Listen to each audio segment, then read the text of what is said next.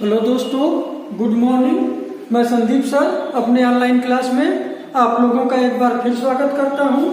हम लोग वैदिक सभ्यता का अध्ययन कर रहे थे, जिसके अंतर्गत आज हम लोग क्या देखेंगे, वैदिक साहित्य। इतना इम्पोर्टेंट टॉपिक है कि प्रत्येक एग्जाम में देखिए इससे एक प्रश्न निश्चित पूछे जाते हैं। अगर आप लोग अभी तक मेरे चैनल को सब्सक्राइब नहीं किए हैं तो सब्सक्राइब कर लीजिएगा। अब आइए हम लोग देखते हैं वैदिक साहित्य। तो जैसा कि पिछले क्लास में भी मैं आप लोगों को बताया था कि वैदिक साहित्य के अंतर्गत क्या आते हैं, वेद, ब्राह्मण, आरण्यक और उपनिषद।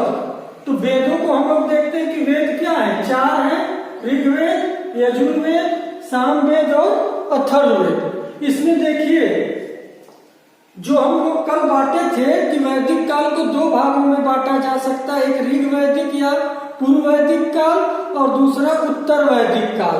तो जो ऋग वैदिक काल के बारे में हमें जानकारी मिलती है वो सिर्फ और सिर्फ किससे मिलती है, ऋग्वेद से मिलती है। बाकी के जो बचे यजुर्वेद, सामवेद, अथर्ववेद, ब्राह्मण, आरण्यक और उपनिषद, इन सब से हमें किसके बारे में जानकारी मिलती है, उत्तर वैदिक काल के बारे में जानकारी मिलती है।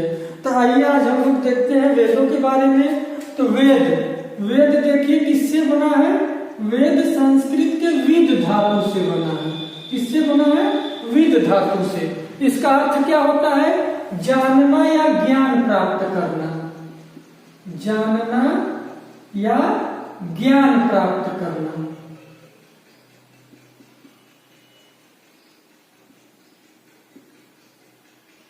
देखिए वेदों को क्या माना जाता है, वेदों को ईश्वरीय वाणी माना जाता है और ऐसा कहा जाता है कि ये क्या है, अपौरुषेय है।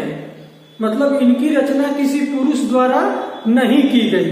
वेदों को क्या माना जाता है, अपौरुषेय। ये क्या है, अपौरुषेय है या ईश्वरीय कृत है। तब इसकी पुष्टि कहां से होती है, इसकी पुष्टि किससे होती है, शतपथ ब्राह्मण से होती है। इसकी पुष्टि कहां से होती है, शतपथ ब्राह्मण से होती है, जहां पर तीन देवताओं से, किससे, अग्नि, वायु और सूर्य, अग्नि, वायु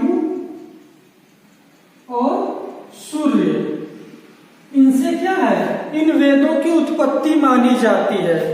कि अग्नि से ऋग्वेद, अग्नि से किसकी उत्पत्ति हुई, ऋग्वेद की, वायु से यजुर्वेद की और सूर्य से सामवेद की उत्पत्ति हुई। तो सबसे पहले आप लोग पहले इतना ही समझ लीजिए कि वेदों का अर्थ क्या होता है, जानना या ज्ञान प्राप्त करना। ये संस्कृत के विद धातु से बना है और वेद क्या है, ईश्वरीय वाणी है और पौरुषीय है।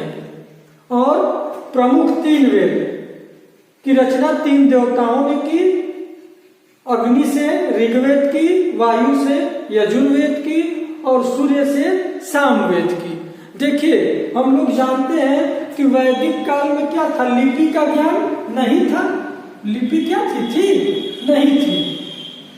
इनका ज्ञान जो था वो श्रुति परंपरा द्वारा क्या होता था, गुरु अपने शिष्य को सुनाकर याद कराता था, फिर वो शिष्य अपने शिष्य को याद कराता था। इस तरह ये जो ज्ञान थे एक शिष्य परंपरा में क्या थे, चले आ रहे थे। इसलिए इन वेदों को और क्या कहा जाता है, श्रुति कहा जाता है। और क्या बोला जाता है, श्रुति बोला जाता है। कि ये क्या करते थे, श्रवण परंपरा द्वारा चले आ रहे थे। किसके द्वारा, श्रवण परंपरा द्वारा। तो कभी कभी एग्जाम में भी पूछ दिया जाता है कि श्रुति किसे कहा जाता है, तो वेदों को ही क्या बोला जाता है, श्रुति बोला जाता है। इसके अलावा आप लोग जानते होंगे कि बाद में आगे चलकर कालांतर में इसका क्या किया गया, इन सबका संकलन किया गया, रचना नहीं की गई। देखिए किसी मानव ने इनकी रचना नहीं की। अभी मैं बताया हूं कि क्या है, देववाणी है। बाद में ऋषियों द्वारा इसका क्या किया गया, संकलन कर दिया गया, संहिताबद्ध कर दिया गया। इसीलिए वेदों को और क्या बोला जाता है, संहिता भी बोला जाता है। क्या बोला जाता है, संहिता बोला जाता है।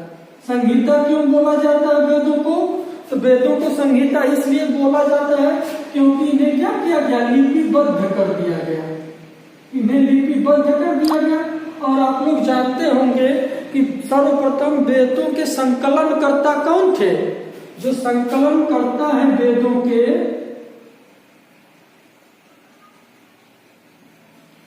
संकलन करता वो कौन है? महर्षि कृष्णद्वैपायन। कौन है? महर्षि कृष्णद्वैपायन।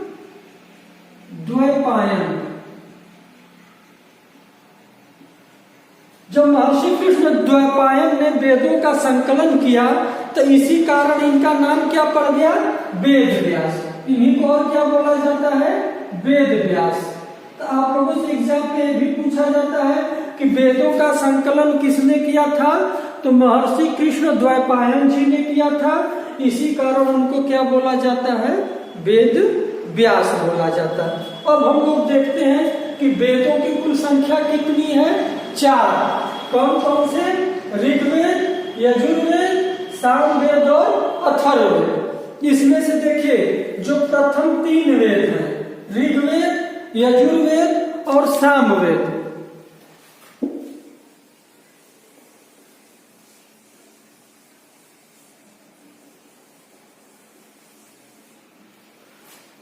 कौन कौन है? ऋग्वेद, यजुर्वेद,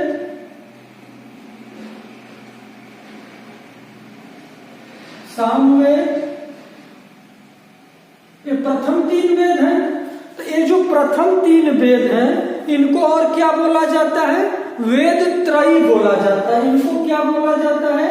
वेद त्रयी। सबसे अधिक एग्जामों में आप लोगों के पूछा जाता है कि वेद त्रयी या त्रयी वेद कौन से हैं? तो ऋग्वेद, यजुर्वेद और सामवेद को क्या बोला जाता है?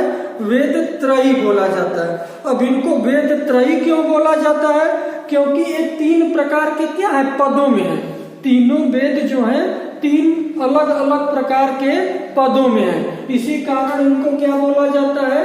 वेद त्रयी बोला जाता है। तीनों 3 पदों में है। कितने? 3 पदों में है, इसलिए इनको क्या बोला जाता है? वेद त्रयी बोला जाता है। अब जो चौथा वेद है वो चौथा वेद कौन सा है? अथर्ववेद है। अथर्ववेद है। तो अथर्ववेद को क्या बोला जाता है? नवीन वेद बोला जाता है। क्या बोला जाता है? नवीन वेद। सबसे लास्ट में किसकी रचना हुई? अथर्ववेद की हुई। इसी कारण इसको क्या बोला जाता है? नवीन वेद बोला जाता है। अब आइए हम लोग सबसे पहले किसको देखते हैं? ऋग्वेद को देखते हैं। तो हम लोग ऋग्वेद को देखते हैं। तो ऋग्वेद क्या है? सबसे प्राचीन वेद है। अगर आप लोगों से यही एग्जाम में पूछ दिया जाए कि सबसे प्राचीन वेद कौन सा है, तो ऋग्वेद है। इसे किस लिपि में लिखा गया है?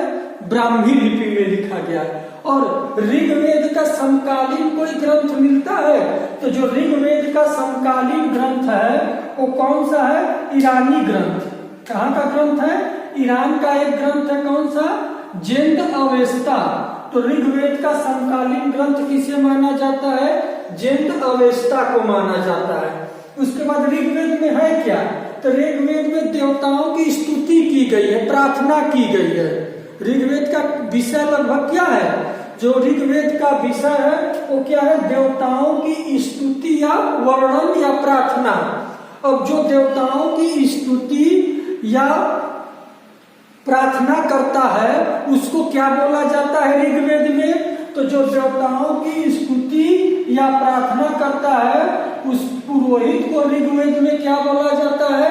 होत्री या होता, या क्या बोला जाता है? होता। कहीं कहीं होता लिखा मिलता है और कहीं कहीं होत्री लिखा मिलता है।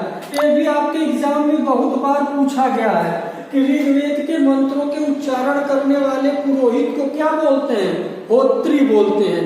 इतना आप लोग जरूर इसको याद रखिएगा कि ऋग्वैदिक मंत्रों का जो पुरोहित उच्चारण करता था उसको क्या बोला जाता है?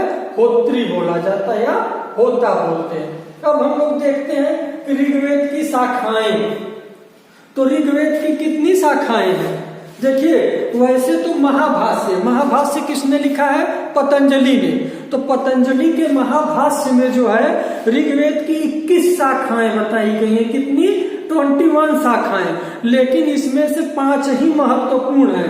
वो कौन कौन सी है? शाकल, वास्तव, आश्वलायन, संखायन और मांडुक्य। ऋग्वेद की कितनी महत्वपूर्ण शाखाएं हैं? 5। कौन कौन सी?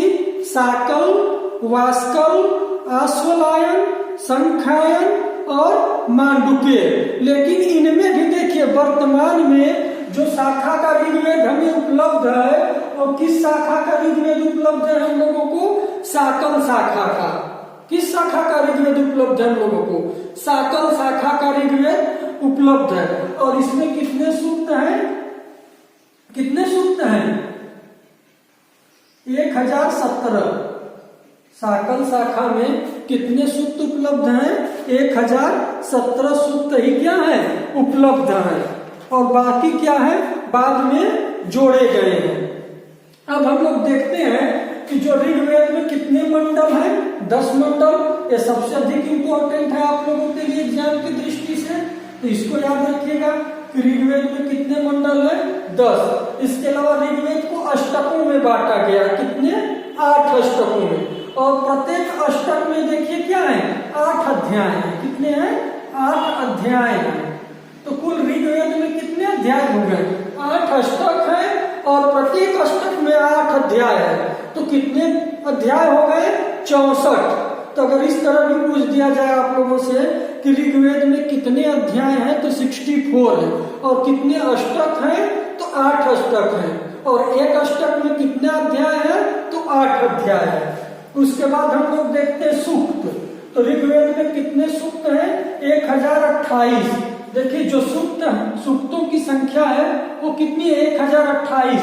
अभी मैं बताया हूं आप लोगों को कि 1017 ये क्या है? शाकल में ही हम लोगों को मिलते हैं, प्लस 11 क्या है? बालखिल्य सूक्त है। 11 सूक्त इसमें कैसे हैं? बालखिल्य है। बालखिल्य वैसे सूक्तों को कहा जाता है जो बाद में क्या किए जाते हैं? जोड़े गए हैं। तो इसीलिए इनको बालखिल्य कहा जाता है। एक परिशिष्ट के रूप में क्या किए गए हैं? जोड़ दिए गए हैं। तो ऋग्वेद में आप लोग बस इतना याद रखिएगा कि ऋग्वेद में कितने सूक्त हैं? तो ऋग्वेद में सूक्तों की संख्या क्या है?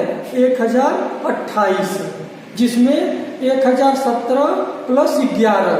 1017 जो है पुराने हैं, 11 बालखिल्य है। अगर दोनों को जोड़ दिया जाए तो टोटल कितने हो जाते हैं? 1028 हो जाते हैं। अब हम लोग देखते हैं कि ऋग्वेद में मंत्र या छंद। तो ऋग्वेद में कितने मंत्र या छंद हैं?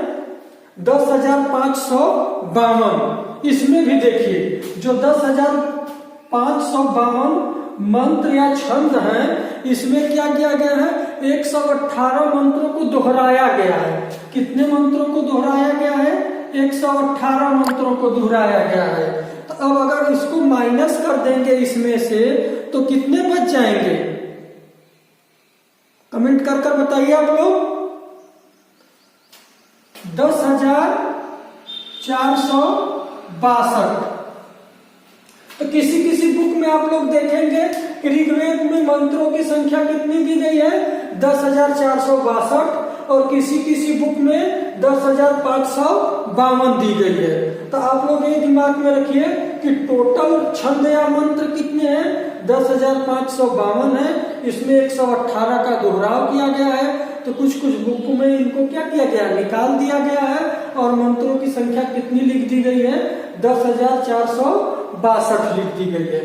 अब हम लोगों के लिए जो अगला सबसे महत्वपूर्ण है वो जो 10 मंडल है। इनसे देखिए अक्सर एग्जाम में क्वेश्चन पूछे जाते हैं। तो 10 मंडल में यहाँ पर देख लीजिए आप लोग, पहला, दूसरा, तीसरा, चौथा, पांचवा, छठवां, सातवां, आठवां, 9वां और 10वां। ये 10 मंडल हैं। पहला और 10वां ये मंडल बाद में जोड़े गए हैं। पहला और 10वां क्या है? सबसे नवीन है, ये बाद में जोड़े गए हैं। और देखिए इसमें किसी एक ऋषि का नाम नहीं मिलता है। इनकी रचना में कई ऋषियों का योगदान है। बहुत सारे ऋषियों ने इनमें अपनी बातों का का क्या किया है, उल्लेख किया है। तो अब हम लोग देखते हैं कि जो पहला मंडल है इसको क्या बोला जाता है, शतरचिन्ह बोला जाता है। मतलब कि इसमें ऐसा माना जाता है कि 100 मंत्र है। कितने हैं, 100 मंत्र है, इसीलिए इसको क्या बोल जाता है, शतरचिन्ह। और इन 100 मंत्रों की रचना विभिन्न ऋषियों ने की। उसमें देखिए कुछ महत्वपूर्ण ऋषि है, जैसे कर्ण, मनु, शिवी, देवापी, मधुछंदा, ये सब पहले मंडल से जुड़े हुए क्या है, ऋषि हैं। इसके अलावा इसी में हम लोगों को कृषि का भी क्या मिलता है, वर्णन मिलता है कि अश्विन ऋषि ने क्या किया था, मनु को कृषि करना सिखाया था। अब हम लोग देखते हैं कि दूसरा और सातवां, इस पर ध्यान दीजिए। दूसरा से लेके जो सातवां मंडल है ये क्या है, सबसे प्राचीन है। इसको खास कर याद रखिएगा आप लोग कि दूसरे से लेके सातवां मंडल क्या है, सबसे प्राचीन है। ये मंडल जो है किसी न किसी क्या है, ऋषि से जुड़ा हुआ है। देखिए यहाँ पे गृहसमद है, विश्वामित्र है, वामदेव है, अत्रि है, भारद्वाज है, वशिष्ठ है। तो ये किसी न किसी क्या है, ऋषि से जुड़ा हुआ है, इसीलिए इसको क्या बोल दिया जाता है, ऋषि मंडल, या किसी न किसी वंश से जुड़ा है तो इसीलिए इसको वंश मंडल बोल दिया जाता है, या गोत्र से जुड़ा होने के कारण इसको क्या बोल दिया जाता है, गोत्र मंडल। तो गोत्र मंडल, वंश मंडल, ऋषि मंडल के अंतर्गत दूसरे और से लेके सातवें मंडल तक आते हैं। अब हम लोग देखते हैं कि जो दूसरा मंडल है हम लोगों का वो कौन सा है, गृहसमद। तीसरा मंडल क्या है, विश्वामित्र। तीसरे मंडल में किसका है मंत्र, विश्वामित्र का। और आप लोग जानते होंगे जो गायत्री मंत्र है, कितने लोगों को याद है, तो जो गायत्री मंत्र है वो कहां पर हम लोगों को मिलता है, यही तीसरे मंडल में मिलता है। तो आप लोगों से सबसे अधिक एग्जाम में यही पूछा गया है कि गायत्री मंत्र का उल्लेख किस मंडल में है, तीसरे मंडल में है, और इसकी रचना किसने की थी, विश्वामित्र जी ने की थी। अब हम लोग देखते हैं चौथा मंडल। चौथा मंडल किसका है, वामदेव का। पांचवा मंडल अत्रि का। छठवां मंडल भारद्वाज। सातवां मंडल वशिष्ठ का। तो सातवां मंडल जो है वशिष्ठ का है, और इसी में हम लोगों को जो सबसे महत्वपूर्ण युद्ध हुआ था ऋग्वैदिक काल में, दशराज्य युद्ध, 10 राजाओं का युद्ध। तो दशराज्य युद्ध का वर्णन किस मंडल में है, ये भी एग्जाम में पूछा जाता है, तो सातवें मंडल में है। दशराज्य युद्ध के बारे में बाद में हम लोग बहुत डिटेल में अध्ययन करेंगे। इसमें हम लोग देखते हैं कि त्रिशुजन का राजा कौन था, सुदास था, और विश्वामित्र उसके क्या थे, पुरोहित थे। और इस सुदास ने क्या किया, विश्वामित्र को पुरोहित पद से हटा दिया और किसको अपना पुरोहित नियुक्त कर दिया, वशिष्ठ जी को। तो विश्वामित्र इससे क्या हुए, नाराज हो गए। जब विश्वामित्र जी नाराज हो गए तो निकटवर्ती जनों को क्या किए, 10 जनों को, जिसमें 5 आर्य और 5 अनार्य जन थे, उनको इकट्ठा किए और सुदास के विरुद्ध युद्ध की क्या किए, घोषणा कर दिए। और यह युद्ध कहाँ पे हुआ था, परूसड़ी रावी नदी के तट पर हुआ था, जिसमें क्या हुआ था, विश्वामित्र की पराजय हुई थी। ये सब हम लोग इसको बाद में देखेंगे। उसके बाद 8वां मंडल। 8वां मंडल किसका है, कण्व एवं अंगिरस का है। 8वां मंडल में किसका वर्णन किस ऋषि का मिलता है, कण्व और अंगिरस का। इसको देखिए प्रगाथा भी बोला जाता है। इस मंडल को क्या बोला जाता है, प्रगाथा। और जो सबसे अधिक इंपॉर्टेंट है 9वां मंडल। ये पूरा का पूरा मंडल जो है सोम को समर्पित है। ये पूरा मंडल किसको समर्पित है, सोम को समर्पित है। और सोम जो है इसको और क्या बोला जाता है, पावमान। तो पावमान भी किस मंडल को बोला जाता है, 9वें मंडल को। इसके अलावा आप लोग जानते होंगे सोम एक प्रकार का क्या थी, औषधि थी और पेय पदार्थ था। तो इसका वर्णन भी ऋग्वेद में मिलता है। तो ये जो औषधि थी सोम, ये किस पर्वत पर मिलती थी, किस पर्वत पर मिलती थी, मुजवंत पर्वत पर। तो एग्जाम में ये भी पूछा जा सकता है कि जो ऋग्वेद में सोम नामक औषधि थी वो कहाँ पर मिलती है, तो कहाँ पर मिलती है? मुजवंत पर्वत, हिमालय में एक श्रेणी थी मुजवंत पर्वत, उसी जगह पर क्या मिलता था हम लोगों को? ये सोमौषधि मिलती थी। और जो सबसे लास्ट है 10वां मंडल, इसमें भी देखिए किसी एक ऋषि का वर्णन नहीं, इसमें भी बहुत सारे ऋषियों के नाम आते हैं। इसे क्षुद्र सूक्त या महासूक्त भी कहा जाता है। इसमें जो सबसे महत्वपूर्ण है वो 3 सूक्त हैं, विवाह सूक्त, नदी सूक्त और पुरुष सूक्त। विवाह सूक्त में विवाह के विभिन्न प्रकारों का वर्णन किया गया है। उसके बाद नदी सूक्त में ऋग्वैदिक काल की नदियों का उल्लेख किया गया है। लगभग कितनी नदियों का इसमें वर्णन मिलता है? 25 नदियों का वर्णन मिलता है। और पुरुष सूक्त, इससे तो आप लोग भली भांति परिचित होंगे, सबसे अधिक एग्जाम में आने वाला यही से प्रश्न है कि ऋग्वेद के 10वें मंडल के पुरुष सूक्त से किसका वर्णन मिलता है? चारों वर्णों की उत्पत्ति का हम लोगों को यही से क्या है? वर्णन मिलता है। यहाँ पे क्या बताया गया है कि एक विशाल पुरुष के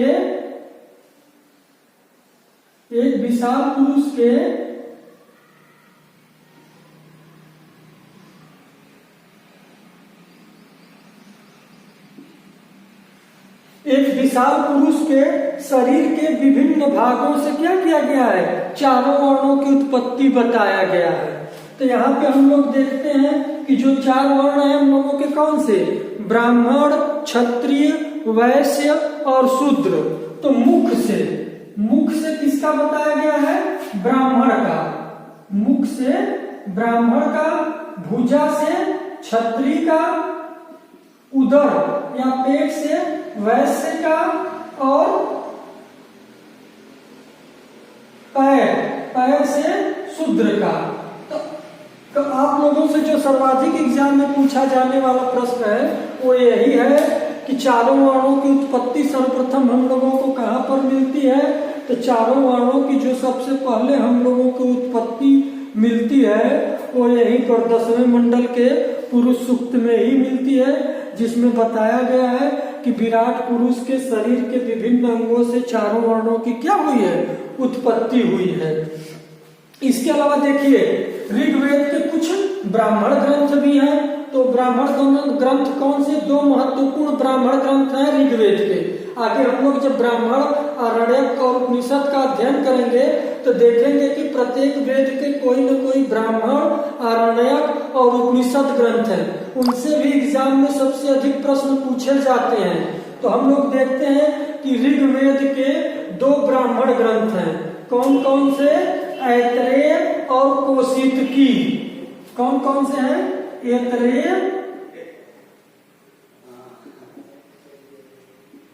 और कौशितकी। एक याद कर लीजिएगा आप लोग, एक। आज के लिए बस इतना ही। अगर ये जानकारी आप लोगों को पसंद आई हो तो इसे ज्यादा से ज्यादा लाइक, शेयर और सब्सक्राइब करें। अगले भाग में हम लोग तीनों में ब्राह्मण, आरण्यक और उपनिषद का अध्ययन करेंगे। धन्यवाद।